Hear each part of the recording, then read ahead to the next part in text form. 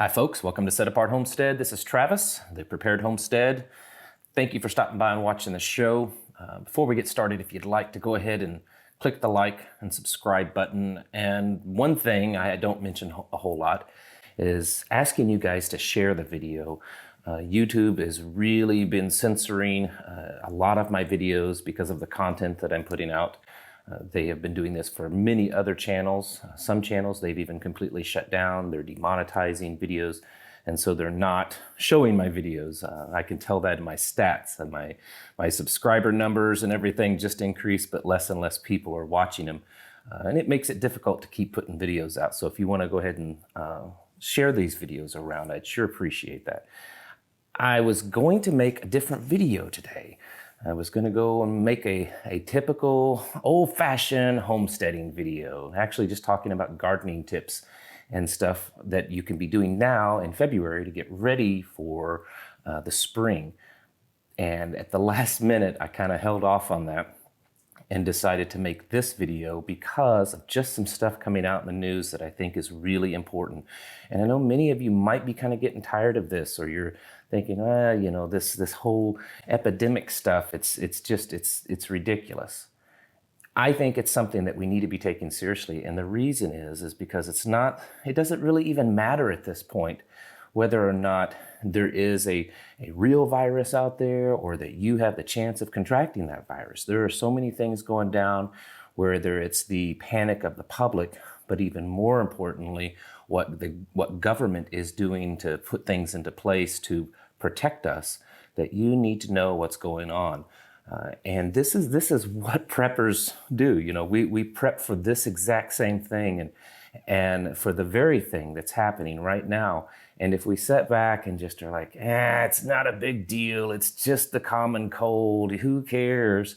Then how can we, really truly be a prepper if the thing that, one of the very core things that we prep for is actually happening? And I think too many times that's what happens in our world and in our history, is that we say we stand for something, and then when that very thing happens that comes against us, we are so complacent, or it comes to us in such a slow manner that we don't see it happening. We're cooked slowly in that skillet because we think that it's going to just happen boldly and all at once, and we'll be able to recognize it immediately. But instead, it comes to us at a slow progression. Before too long, you look around and you're like, oh, wait a minute, it's happened, and I wasn't ever prepared for it. And so that's why I'm still talking about this. There were a couple of things that hit the news today that just jumped out at me. And I thought I have to talk about this because there are some people that may not know about this and they need to know. So let me jump right into it. Apparently, in the last few days, there was a meeting in Congress, and the headline is, and this is from the Washington Examiner, health experts warn Congress the C virus may hit us hard in the next 2 to 4 weeks. So if you go through this article and read, there's some pretty notable people, I guess, in this field. We've got this guy named Scott Gottlieb. I don't know how to pronounce it for sure. He's the former FDA administrator. He's also sits on the board of Pfizer. Says we are going to start to see these outbreaks emerge sometime in the next 2 to 4 weeks.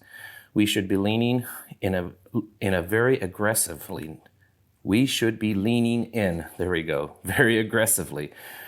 to try to broaden diagnostic screening right now, particularly in communities where there's a lot of immigration, where these efforts could emerge to identify them early enough that they'll be small enough that we can prevent and intervene in preventing the epidemic spread.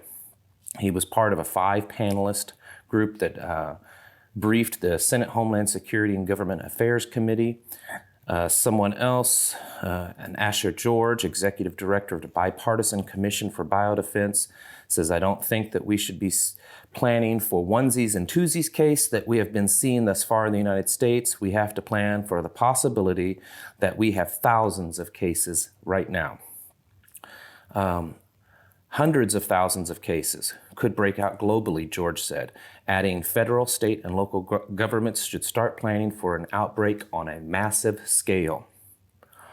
Lucinia Borio, former director of medical biodefense preparedness at the National Security Council, stated, "We're going to see a lot more cases here, and I worry about the helpers in the parasite patients."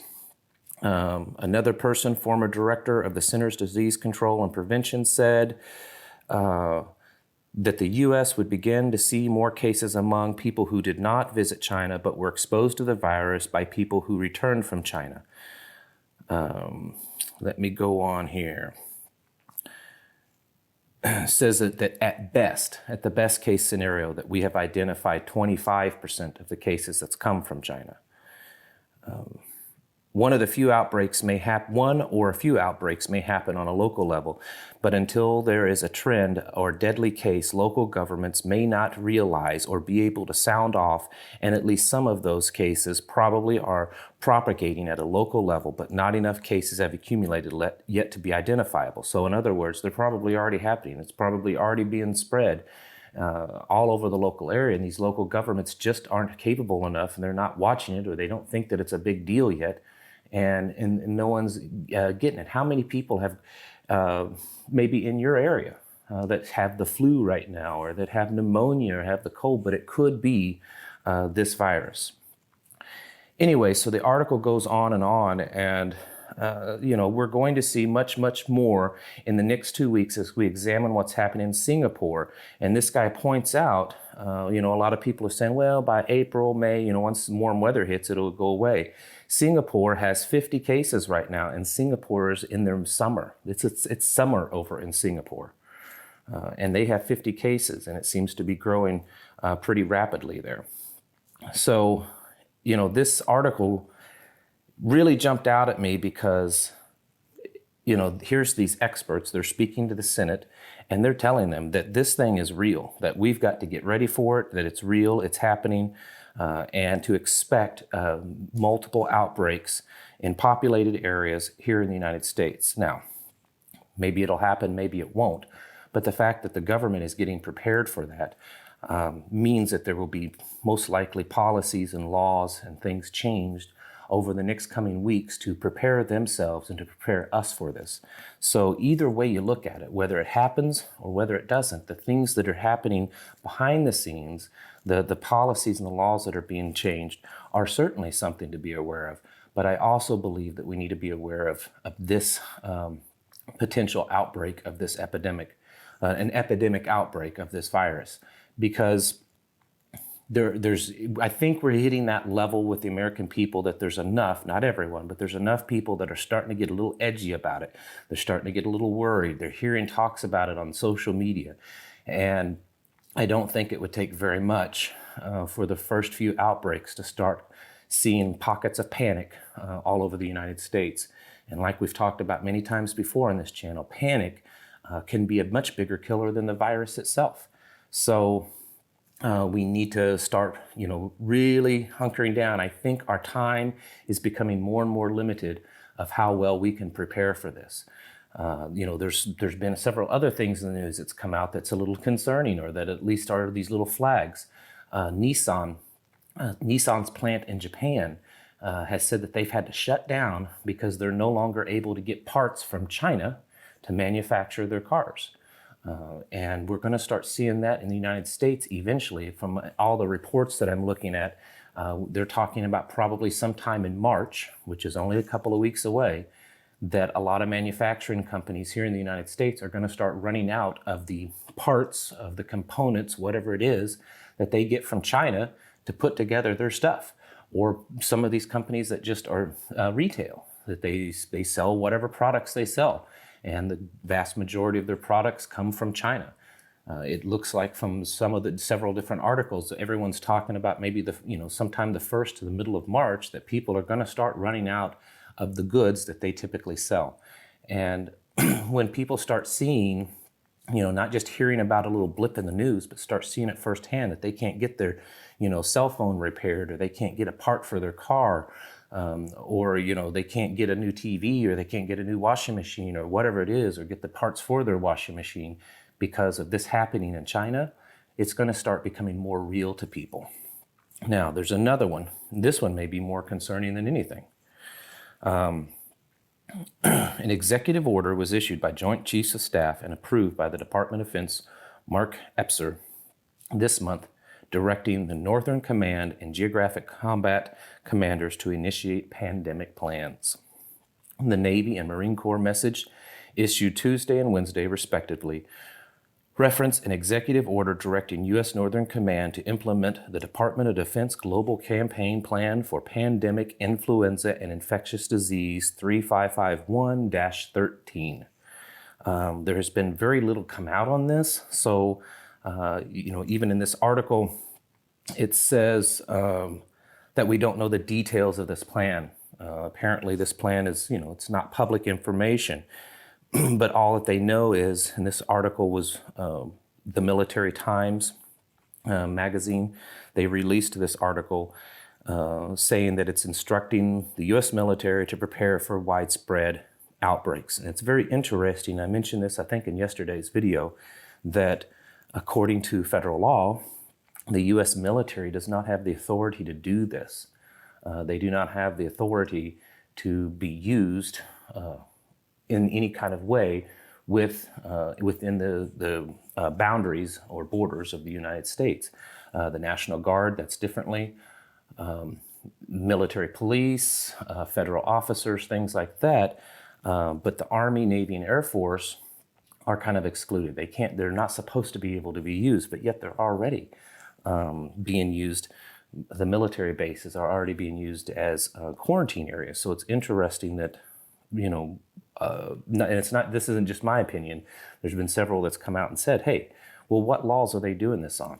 And, who's going to be the first one to stand up and say, no, wait a minute. You can't legally do that. No one's going to do that when there's an all-out panic. That's the thing. And they know that. When there's this all-out panic that everyone's going to, get this disease and die, they're going to just do whatever their government says because they think that they're there to help them, not even knowing that there's nothing, legally allowing them to do that. But the fact that